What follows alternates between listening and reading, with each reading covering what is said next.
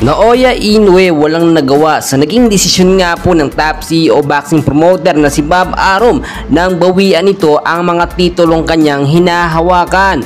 And bago tayo magpatuloy kaibigan, please pa-like and subscribe naman and pa-hit ng notification bell. Maraming salamat po.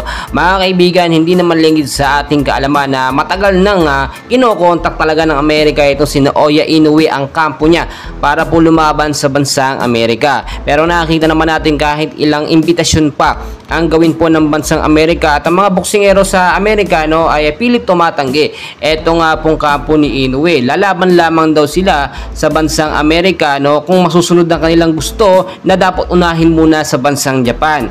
Ibig sabihin lang nito, pinapaboran pa rin nila yung desisyon na dapat sa bansang Japan lang siya lalaban. So nakita natin pagkatapos po itong maimbestigahan ng World Boxing Organization, kasi hindi po pwede yung ganito na may hawak kang mga titulo, matataas yung titulong hawak mo pero hindi ka naman lumalaban sa ibang bansa. Ang gusto niya ay sa bansang Japan lamang. Pagkatapos maimbestigahan, napatunayan na itong si Naoya Inoue ay may mga itinatago nga pong lihim. Unang-una dyan yung mga ginagamit niya po kapag siya ay lumalaban.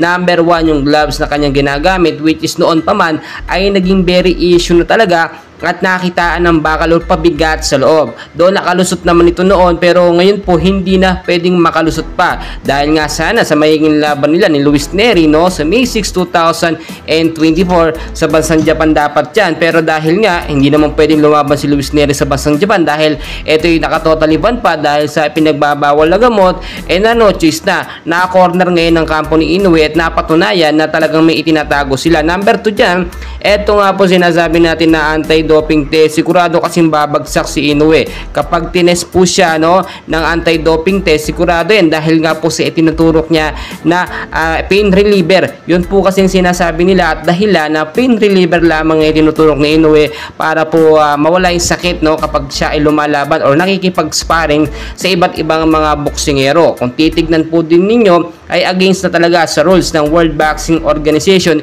yung paulit-ulit na pagtangging lumaban sa kung saang bansa gustuhin or desisyonan ng World Boxing Organization. Bakit nakikialam ang WBO dito kay Inoue sa bansang Japan?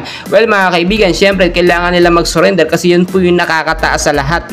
Kahit sabihin natin dito sa Japan Boxing Organization, kailangan makipag-ugnayan po sila.